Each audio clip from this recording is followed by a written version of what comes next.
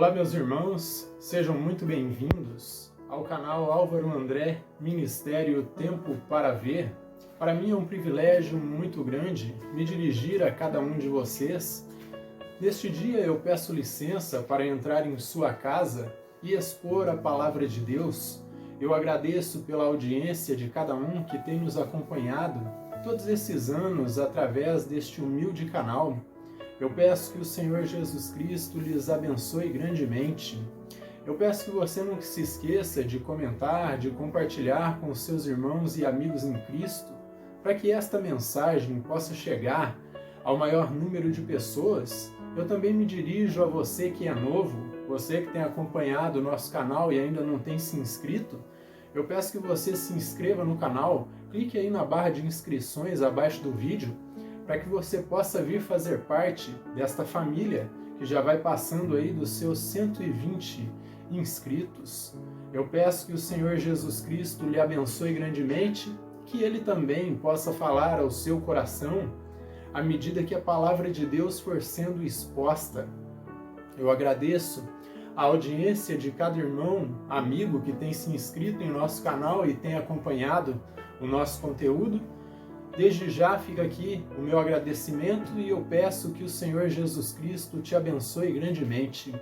Pois bem, sem mais delongas, quem estiver aí com a sua Bíblia, por gentileza, abra comigo no Evangelho de Marcos, no capítulo 1, a partir dos versículos 14 até o 15. É a sequência da exposição do Evangelho de Marcos, e já tem um tempo aí que nós já começamos a expor. Então acompanhe comigo a leitura da palavra de Deus e diz assim, Depois de João ter sido preso, foi Jesus para a Galileia, pregando o evangelho de Deus, dizendo, o tempo está cumprido e o reino de Deus está próximo, arrependei-vos e crede no evangelho. Amém? Lemos até aqui as Escrituras Sagradas. Hoje, antes de entrarmos à exposição do texto propriamente dita, eu quero fazer algo diferente do que eu tenho costumado a fazer nas minhas exposições. Hoje eu gostaria de compartilhar de início uma história de minha vida com vocês. Quando eu era mais novo, meus irmãos, eu verdadeiramente era um adolescente que era difícil. Eu tive amizades que eram complicadas, que minha mãe e meu padrasto, eles não aprovavam, companhias que não eram apropriadas para um cristão. Isso foi por volta do ano 2009. Eu tive um colega que ele era usuário e vendedor de entorpecentes. Nós morávamos em uma cidade pequena do interior do norte do Paraná. E eu, em um ato de imprudência, eu vivia saindo com esse cidadão aí para festas, nós andávamos juntos, tinha uma certa amizade. E mesmo que meu padrasto havia me dado algumas advertências para que eu fosse prudente e evitasse certas companhias, até que um dia, esse meu vizinho, ele me chama para fazer uma visita, para fazer uma pequena viagem até a cidade vizinha, mas algo me dizia que não era para ir, e em um ato aí de respeito, e também em respeito às advertências do meu padrasto, nesse dia eu não fui, e eu resolvi me ausentar da rua e fiquei em casa, até porque a minha falecida vovó estava sozinha e cuidava do meu irmãozinho, o meu irmão menor, e desta forma eu resolvi ficar em casa e não fui. Só que ao chegar ao município vizinho, esse cidadão, que era o meu colega, o meu vizinho, ele é parado em uma blitz da polícia militar. Ele, juntamente com o seu carro e o material que ele estava transportando, foram apreendidos. Moral da história: é necessário nós sermos prudentes, como o Senhor Jesus, para evitar situações de risco para que possamos cumprir os decretos divinos. Então nesse dia eu não fui e verdadeiramente foi um livramento de Deus. Eu evitei essa situação de risco.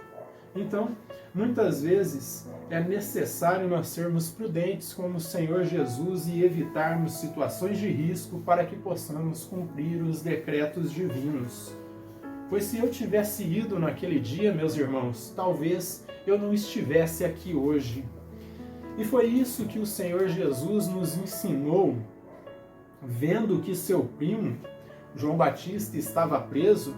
Ele se ausenta da Judéia, pois sabia que poderia vir algum tipo de represália por parte do rei Herodes, também persegui-lo.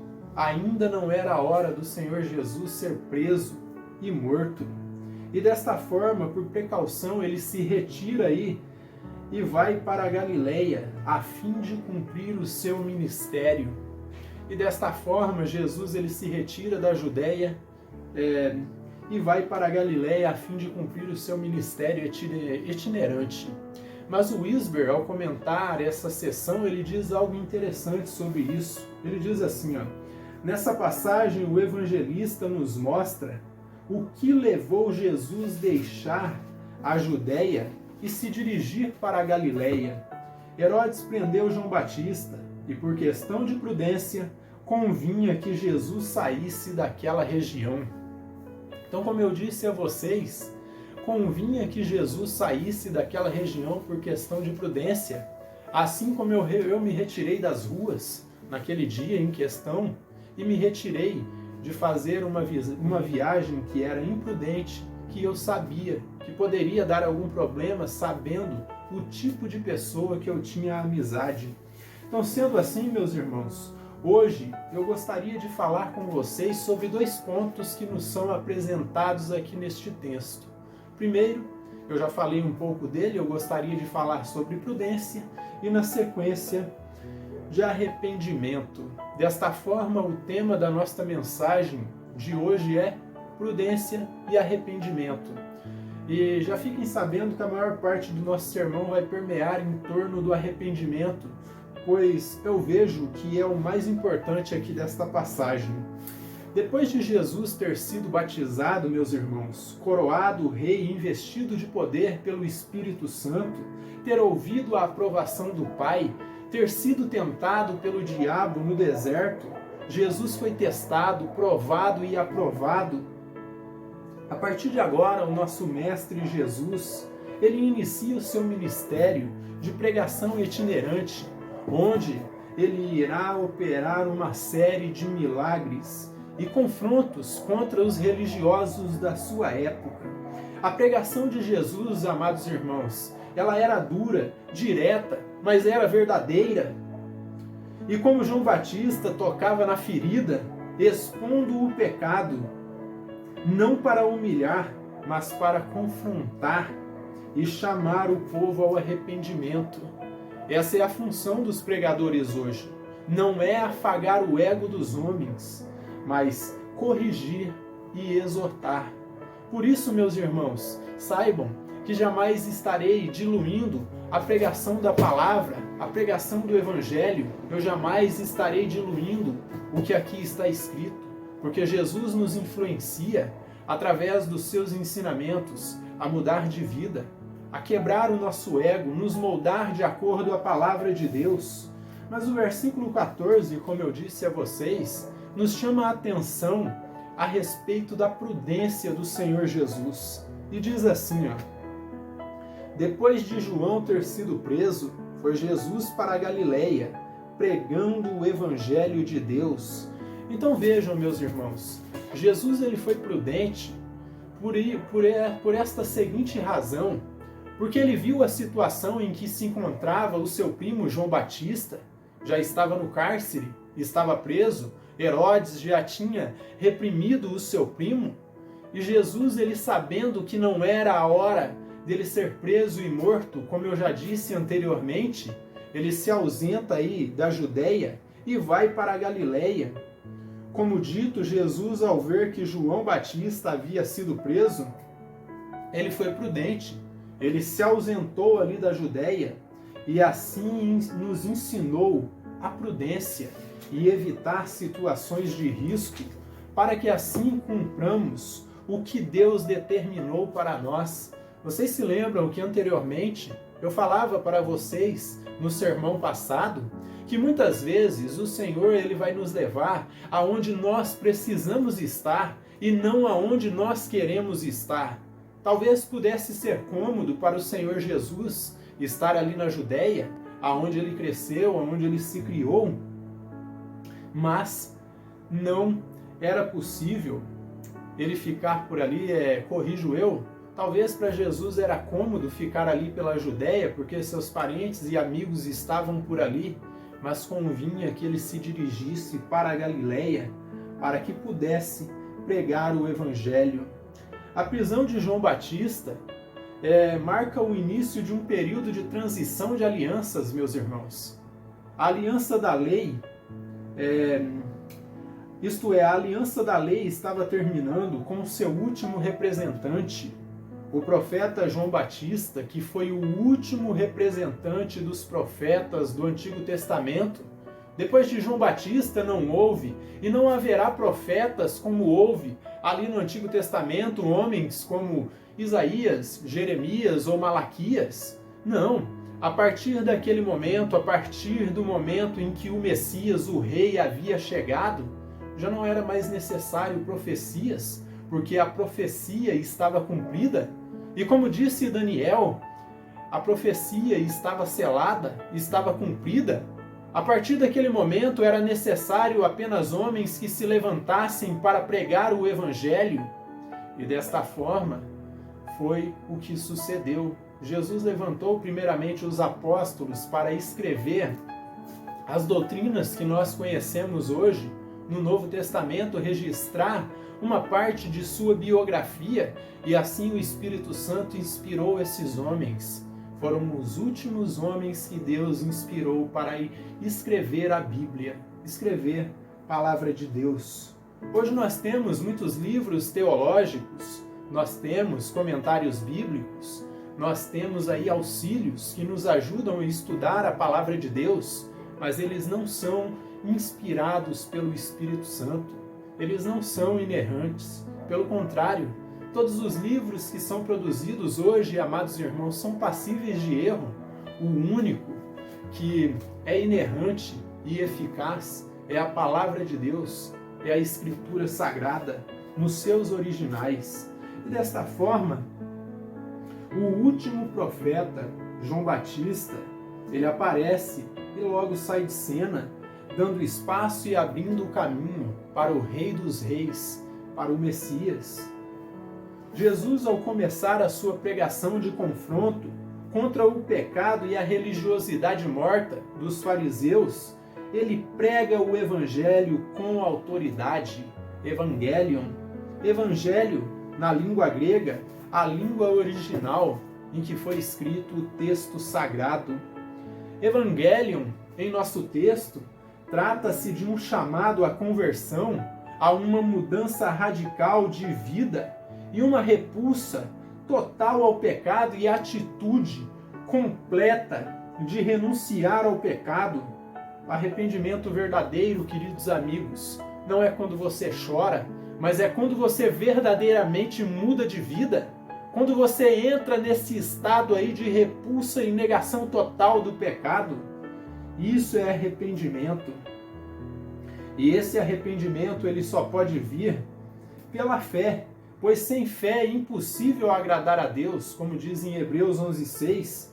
E para que essa fé, meus irmãos, seja evidenciada, duas coisas têm que acontecer.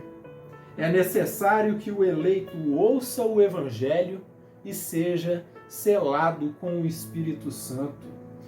Paulo afirma algo interessantíssimo aqui na carta aos Romanos, no capítulo 10 e versículo 14. Para que isso aí aconteça, para que o eleito ele ouça o Evangelho, é necessário que alguém abra a sua boca, ungido pelo Espírito Santo, e exponha ali a palavra, assim como o eunuco, lá em Atos 8, ouviu a exposição da palavra de Deus através do evangelista Filipe. E diz assim, prestem bem atenção, em Romanos, no capítulo 10 e versículo 14, diz assim, como porém invocarão aquele em quem não creram, como crerão naquele de quem nada ouviram? E como ouvirão, se não há quem pregue? Então esse texto nos chama a atenção a algo importantíssimo, meus irmãos, no processo de conversão e arrependimento do eleito de Deus. Ele diz, como porém invocarão aquele em quem não creram?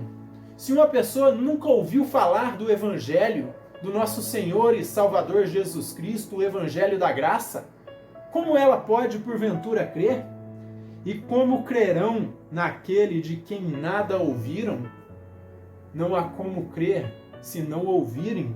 Não há como invocar se não ouvirem a pregação da palavra de Deus, para que possam se arrepender.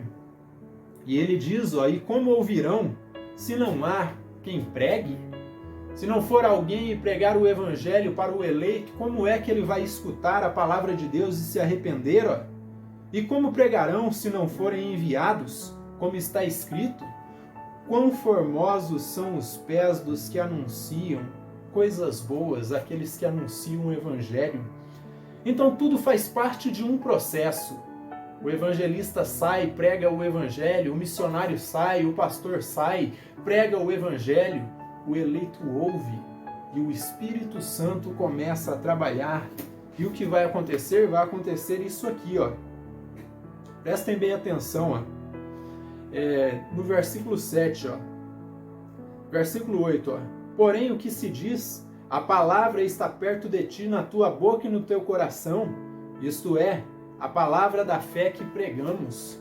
Então Paulo está dizendo aqui em Romanos 10, versículo 7, a palavra, à medida que o pregador prega, à medida que o evangelho da graça é anunciado, ela fica perto do coração, da mente, da boca do eleito.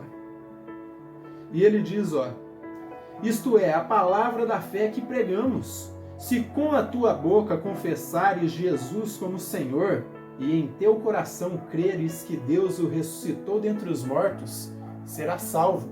O evangelista prega, o eleito ouve, e desta forma o Espírito Santo opera o arrependimento. Por isso que ele diz, se com a tua boca confessares a Jesus, ouviu o evangelho, confessou Jesus, em arrependimento, em total tristeza e dor por causa do pecado, porque o Espírito Santo o confrontou, o convenceu do pecado, da justiça e do juízo, e desta forma a pessoa entendeu que é um miserável pecador, ela confessou com a boca. Se confessares com a boca que confessares Jesus como Senhor, e em teu coração creres que Deus o ressuscitou dos mortos, será salvo. Uma pessoa ouve o evangelho, confessou com a boca, creu no coração, desta forma ela é salva, mas ela tem que confessar que Jesus é o teu Salvador e que ele ressuscitou dentre os mortos. E ele diz, porque com o coração se crê para a justiça e com a boca se confessa a respeito da salvação.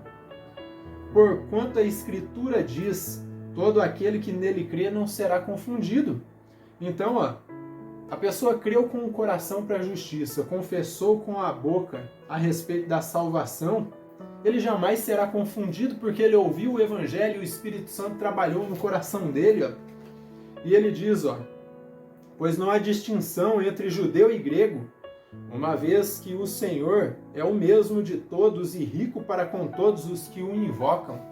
E retornando ao que lemos no versículo 14, como que eles invocariam se não houvesse quem pregasse, se eles não ouvissem alguém explicando o evangelho? Então, depois que a pessoa ouviu, depois que ela escutou, ela entendeu, ela pode invocar. E diz, no versículo 13, porque todo aquele que invocar o nome do Senhor, esse será salvo.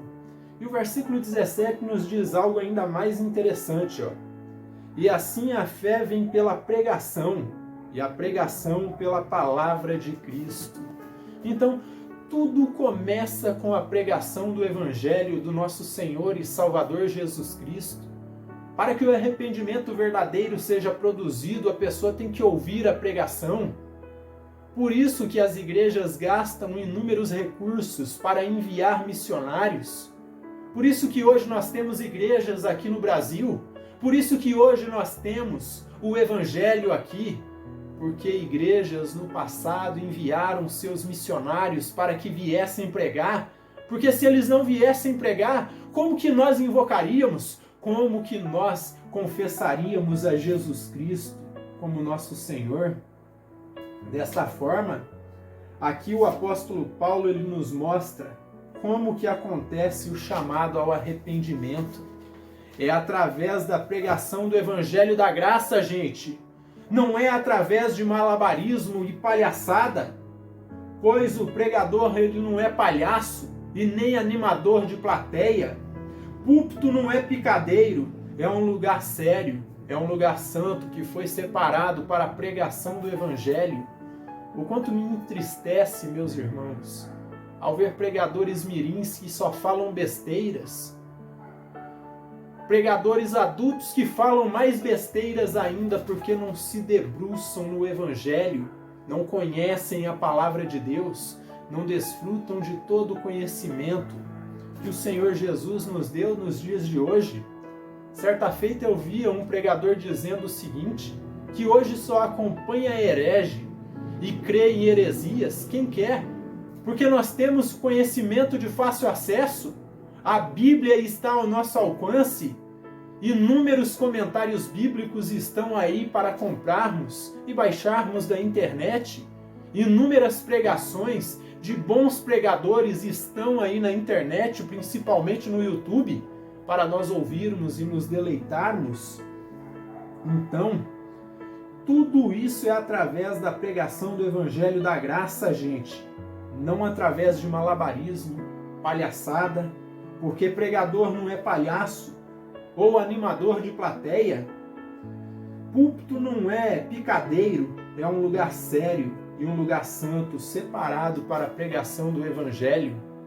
O quanto me entristece ao ver pregadores que mais parecem animadores de plateia aí, que dizem, olha para o teu irmão que está do teu lado aí, aperta ele, abraça ele. Não, eu não estou aqui para fazer esse tipo de coisa, eu estou aqui, meus irmãos, para expor a palavra de Deus, para mostrar a beleza do Evangelho para vocês. Não é para me engrandecer. Vocês não têm que gostar do pregador, vocês têm que gostar da mensagem que o pregador porta. No versículo 14 aqui de Romanos 10, tem algo aqui que Paulo menciona que nos chama a atenção para algo importantíssimo. Jesus pregou o arrependimento e assim nos ensinou o Evangelho. E naquele período, levou muitas pessoas ao arrependimento da mesma forma que o apóstolo Paulo está fazendo no versículo 14 aqui de sua carta aos Romanos. Ele está expondo o Evangelho da graça do nosso Senhor e Salvador Jesus Cristo e levando muitos do seu tempo e do nosso tempo ao arrependimento. E eu quero dizer para vocês que ainda hoje o Senhor Jesus ele segue pregando. E vocês podem se perguntar, mas Álvaro, como? Como que você nos diz que Jesus ainda segue pregando? Jesus está vivo no seu povo, meus irmãos. Ele segue pregando através de nós. Então saibam, queridos amigos, que Jesus nos chamou ao arrependimento, para que depois de convertidos, Ele nos usasse para que cumpríssemos e continuássemos o trabalho que Ele começou há mais de 2000 anos atrás, cumprindo o ide de Jesus. Ide por todo mundo, pregai o Evangelho a toda criatura, ensinando-os e batizando-os em nome do Pai e do Filho e do Espírito Santo. Que nossas vidas sejam um instrumento, meus irmãos, para conduzir outras pessoas ao arrependimento. É o que Jesus diz no começo aí do seu ministério, no versículo 15, dizendo, o tempo está cumprido e o reino de Deus está próximo. Arrependei-vos e crede no Evangelho. Jesus fala acerca de um tempo aqui, meus irmãos.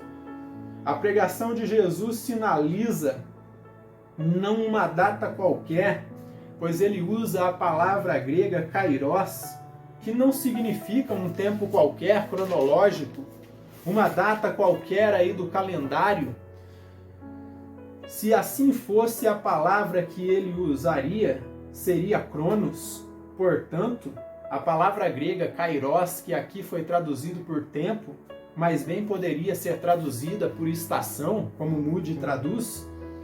Portanto, a palavra kairos fala de um ponto fixo na história, na agenda divina, fala de um evento que se cumpre, o tempo da reconciliação do seu povo com o Pai.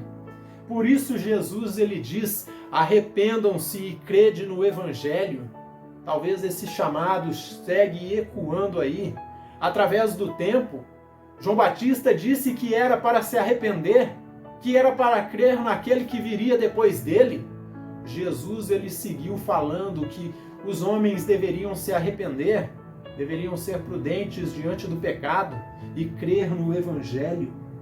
Moody, ao comentar esse verso, ele diz o seguinte, ao traduzir a palavra kairos, ele chama kairos de estação, a estação da preparação, o período do Velho Testamento chegar à consumação, de acordo com o plano de Deus, conforme o que está em Gálatas, no capítulo 4, versículo 4, que quando chegasse a plenitude do tempo, todas as coisas iriam convergir no Filho de Deus.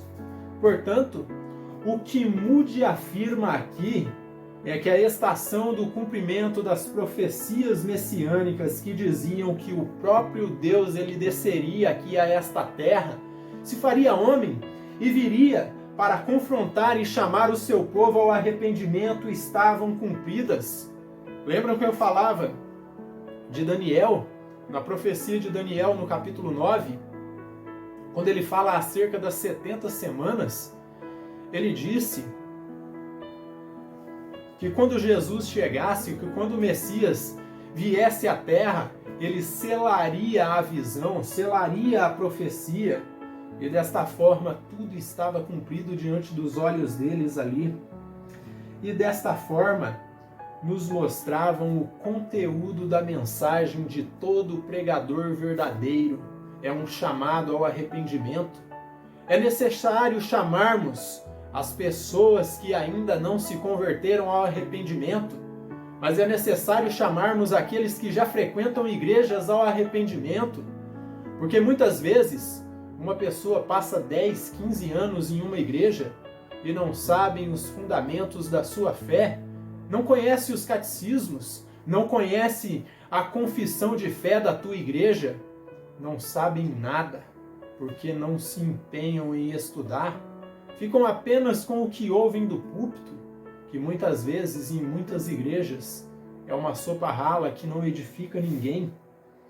Esse verso nos confronta e nos coloca contra a parede, meus irmãos, pois expõe o quão miseráveis e vis pecadores nós somos, e que sem a ação do Espírito Santo, que nos regenera e nos faz prudentes diante do pecado, a ação que nos leva ao arrependimento, não conseguimos buscar a Deus se Ele não vier ao nosso encontro.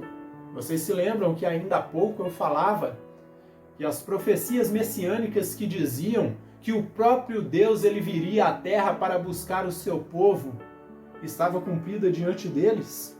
Eu falava acerca de Ezequiel, no capítulo 34, versículo 11 e 12.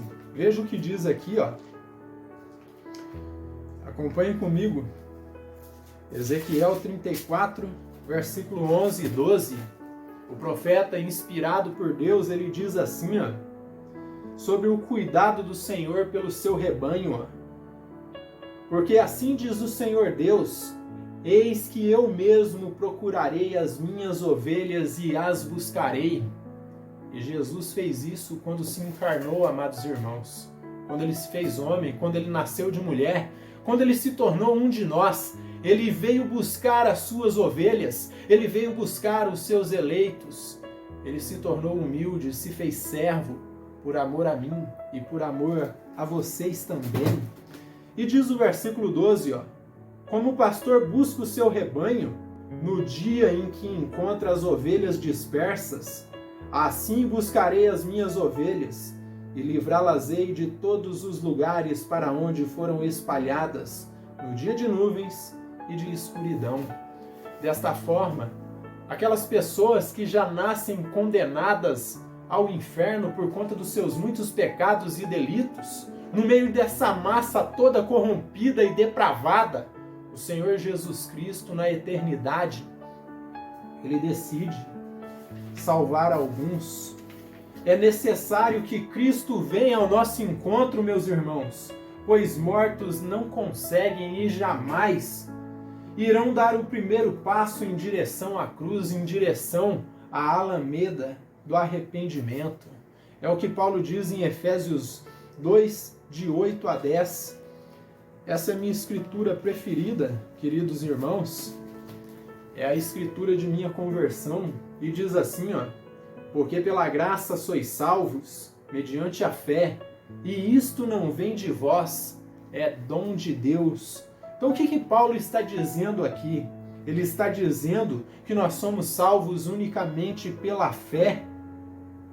Somos salvos unicamente pela graça, mediante a fé. E isto não vem do ser humano, porque o ser humano intrinsecamente está corrompido e sozinho ele não consegue decidir por Cristo. É um presente que Deus nos dá, Não vem de obras, para que ninguém se glorie, pois somos feitura dele, criados em Cristo Jesus para as boas obras, as quais Deus de antemão preparou para que andássemos nelas. Desta forma, Paulo ele fala da mesma coisa que Tiago fala em sua carta, que as boas obras que nós praticamos aqui são a consequência da nossa salvação, mas nós não praticamos boas obras para ser salvos, porque diante de Deus toda boa obra que nós fizermos, como disse Isaías, é considerado como trapos de imundícia. Jesus ele vai dizer que quando nós fizermos tudo o que a Escritura disse que nós temos que fazer, nós seremos servos inúteis, porque nunca foi para nós, meus irmãos, tudo foi para Cristo. William Hendrickson define a palavra metanoia, arrependimento aqui em nosso texto, da seguinte forma. Vejam bem o que ele diz aqui, A palavra original olha tanto para frente quanto para trás. Então o que o William Hendrickson está querendo dizer com isso? Ele está dizendo, meus irmãos, que a obra do arrependimento, isso que na língua grega é chamado de metanoia, é uma obra completa, que olha para os pecados passados e para os pecados presentes e também para os pecados que ainda vamos cometer. Ela significa ser convertido, passar por uma mudança radical de coração e vida, e experimentar uma completa reviravolta na vida. É como se você estivesse dirigindo ali no trânsito e você percebeu que vai acontecer um acidente, você vira bruscamente e evita aquele acidente. É uma mudança radical. É dessa forma que acontece. A mensagem de Cristo é um chamado ao arrependimento, isto é, uma mudança radical de vida. Essa mensagem fala de reconciliação com o Pai, portanto, fala de renúncia total e completa aos nossos pecados e vícios. Você tem refletido sobre isso, amado irmão, amada irmã que tem me acompanhado todos esses anos através desses inúmeros sermões que nós temos publicado aí? Você tem refletido sobre o verdadeiro arrependimento? Você tem renunciado o pecado? Você tem olhado para o ultraje que encontra a sua vida sem Cristo? Olhe para a cruz, meus irmãos. Olhe para si mesmo, se olhe diante do espelho e perceba o quão miserável, vil e pecador nós todos somos sem Cristo. Porque nós somos completamente depravados. O nosso desígnio do nosso coração é continuamente mau. E se não nos voltarmos para a palavra, meus irmãos, se não tiver uma intervenção divina que nos dite e nos oriente o que é correto, o que nós temos que fazer, nós vamos sempre escolher o lado errado, vamos escolher o mal. Pense e reflita sobre isso. E por fim, esse texto revela que Jesus Cristo ele é o centro da sua igreja, o centro da pregação da sua igreja, e o centro da revelação. de Gênesis ao Apocalipse, dentro do contexto da revelação divina, Jesus é o centro. E isso sinaliza para nós dois fatos muito importantes. O primeiro, a salvação estava diante dos olhos do povo da Judéia e diante do povo da Galiléia, diante do Israel ali daquele tempo onde Jesus estava, mas a salvação está diante dos seus olhos, a salvação está diante dos meus olhos, a salvação se chama Jesus Cristo. A salvação estava diante do povo galileu e diante de nós. E em segundo lugar, o reino de Deus estava inaugurado. Os homens são chamados à prudência e ao arrependimento, chamados a mudar de direção, de vida e de mentalidade, para que possam ver o reino de Deus dentro dos seus corações. Isso é a salvação. Salvação que produz prudência, que produz arrependimento, amados irmãos. Sem essa obra do Espírito Santo, nós jamais conseguiremos chegar ao pé da cruz e dizer: Senhor Jesus, eu me arrependo dos meus pecados, eu não quero mais viver como eu estava antes, eu quero me debruçar na Tua Palavra, eu quero ter uma vida cristã eficaz. Faça um compromisso com Cristo hoje, amado irmão, amada irmã. Você que tem dificuldade de leitura da Palavra de Deus, comece devagar. Leia um capítulo por dia, ou leia 10 versículos por dia, mas leia, porque você só vai conseguir compreender o Evangelho se você ler, se você meditar, se você comer a Palavra de Deus e aplicá-la na sua vida. Se você não viver esse livro, queridos irmãos, se nós não vivermos esse livro, jamais teremos o reino de Deus dentro de nós. É necessário mudarmos de vida, é necessário olharmos para o alvo, que é Cristo. Amém? Que o Deus eterno nos abençoe grandemente.